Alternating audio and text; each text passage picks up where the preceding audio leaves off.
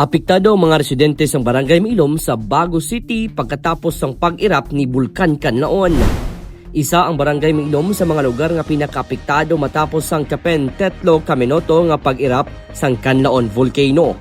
Base sa impormasyon, 17 kapurok ang naapektuhan sang madamol nga pag-ulan sang abo nga nagputos sa mga balay, dalan kag mga uma.